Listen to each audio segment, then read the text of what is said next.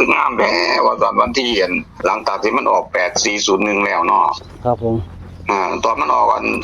8401มันก็เข้าของมันนั่นแหละแต่ว่าบัดนี้นั่นมันก็เข้ามาเลยบัดนี้งวดเมื่อกี้นี่ก็เข้าอีกจังซี่นะผมก็เลยว่ามานั่งขึ้นไปขึ้นมาเฮ็ดแล้วก็มันงามนี่แล้วเลขก็ได้เป็นเลขมากพร้อมก็เลยตัดสินใจว่าสิเอาออกไปเนาะหมอน้องเพราะว่ามันก็คันมันดูดมันก็บ่รู้โดนบันไดผมก็อยากมาปลูกสู่ผมก็เป็นห่วง FC ล่ะหมออยากให้เพิ่นถือครับผมก็อยากย่อเลขลงให้หน่อยมันก็ย่อบ่ได้หมอคันลองเดิมนี่ล่ะสะก่อนเนาะหมอเนาะครับแต่ว่าของบ้านเฮานี่ผมมั่นใจว่าเป็นล้านเปอร์เซ็นต์หมู่เด้อหมอเด้อว่าบ่ต้องร้อยล่ะเอาปานนั้นล่ะโลดลงมาเลยอาจารย์เท่าถึงบ่ก็มันก็อยู่นำสูตรเนาะสูตรก็เทว่ามันก็ซอยอยู่มันก็บ่แม่นสูตรผมตั้งเขียนขึ้นมาเอาเนาะเพราะว่าเลขผมรู้ๆไปผมสิคิดมากโลดได้หมอใจผมลงพร้อมนึงว่าโอ้ยแนว FC พวกเขามาเห็นบ่สิว่าคิดอยากเอาเลขตัวใดมาเขียนเอาแล้วบ่มีหลักมีการมาแต่สายามมันคือไปจังซี่นะหมอแต่เลขผมนี่มันสูตรของผมมันครูบาอาจารย์ของเพิ่นกระดูกเพิ่นแก้วพุ่นเด้อวันไหนผมมานั่นน่ะผู้เพิ่นเสียชีวิตกันกระดูกเพิ่นแก้วก็ถือว่าเพิ่นอยู่ในขันอยู่ในนอกการเต้นแต่ว่าเพิ่นก็บ่ใส่ดอกคันเพิ่นใส่เพิ่นก็บ่ได้เว้าเรื่องนี้ดอกเพิ่นก็เว้าเทศหยังไปกับแฝงๆไว้นำซื่อๆแต่ว่าหลักการเพิ่นให้ผมมานี่ถ้าผมสำเร็จในตรงนี้ผมก็คิดว่านี่พี่น้องบ้านเมืองสิได้สิดีย้อนอยู่ในหมอพอมันนี่ผมเรียนบ่ทันสำเร็จซื่อหมอไปผมไม่หยุดเขียนเดี๋ยวนี้ก็จังทานอยู่นี่มีแต่เลขแล้วนี่ที่ผมเขียนผมไล่อยู่นี่ผมอยู่กับเลขผมมุ่งอยู่กับเลขหมอเอ้ยอย่างวันนี้เฮ็ดไว้แล้วมันก็ถือกันนะหมอครับผมได้ครับได้บ่ตัดสินใจเอาออกแล้วเนาะครับอาจารย์เรียกกันหมอเริ่มอ่านเสียงแล้วบ่นี่อันละครับบ่อันแล้วบ่สวัสดี FC คุณพ่อคุณแม่ทุกคนสวัสดีหมอก็ได้แม่ตุ้ยบ่ได้อยู่นำเนาะครับผมเลขให้ผมบ่ได้ให้แม่ตุ้ยเด้อผมติดต่อเพิ่นบ่ได้ให้หมอรวยถ่ายทอดต่อไปเพิ่นโลดเด้อครับผมครับเอาคือการครับเพิ่นครับผมติดต่อเพิ่นบ่ได้ก็ถือว่าเป็นเครือข่ายเดียวกันก็เอาแนวทางส่งให้เพิ่นออกช่องเพิ่นนำแน่ก็เพิ่นก็ไป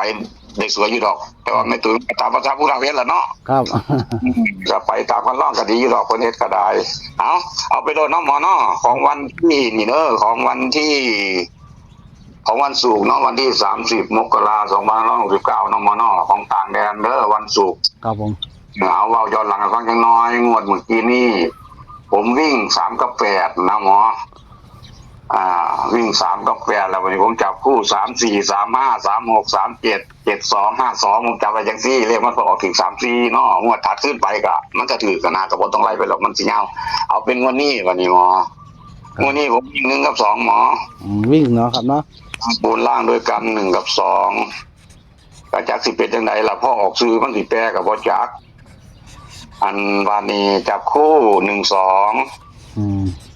12 13แล้วก็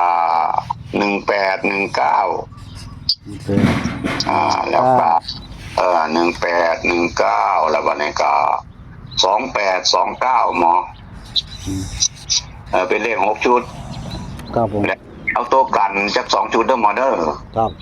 ตัวกันมี22กับ10อย่างนังเทือน1เพิ่นลงแต้บัดบ่ยอมนี่มันสิเป็น10ทันทีนะครับผมวัน22นี่ก็จับเบิ้นไว้บัดนี้ก็เลข3ตัวเด้อหมอเด้อครับผมตัวนี่เอา528ตัวนึงหมอ528ที่2 210ผมจะให้ไป3ชุดเด้อตัวที่3 710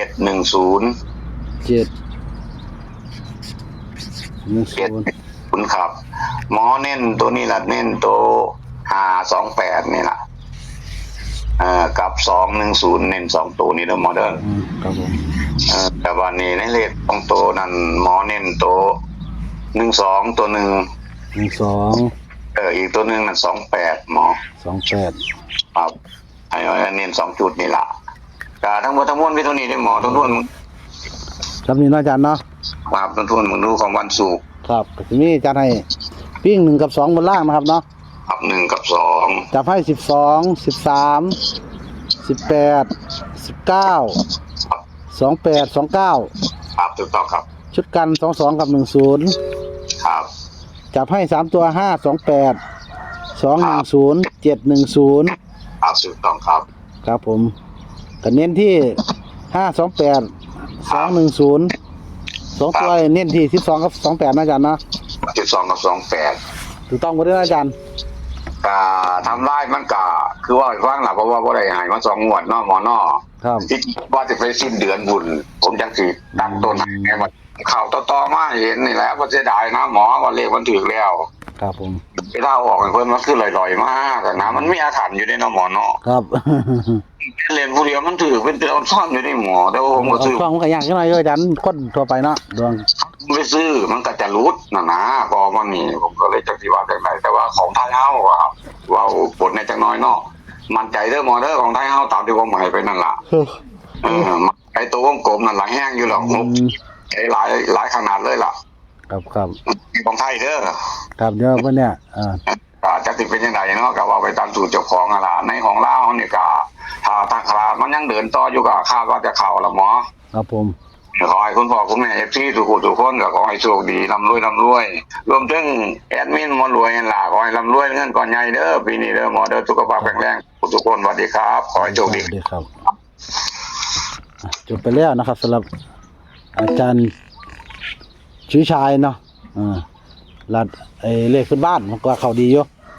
บ่ได้ช่องให้ช่องคือเข้าดีแท้เพิ่นว่าเอาเพิ่นก็ให้มาคือเก่านะเป็นเลขวิ่งนะครับ1กับ2บนล่างจับ12 13 18 19นะครับ28 29ส่วนตัวกันนี่22ครับ10นะครับ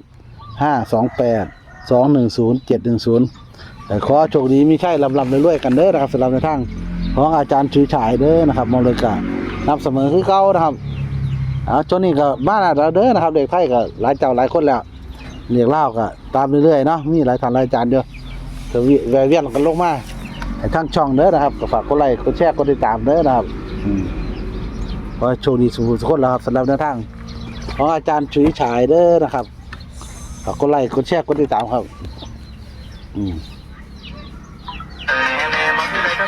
น้ำมันเลยก็ยังปัดให้เราเนาะโชคดีมีใช่สวัสดีครับ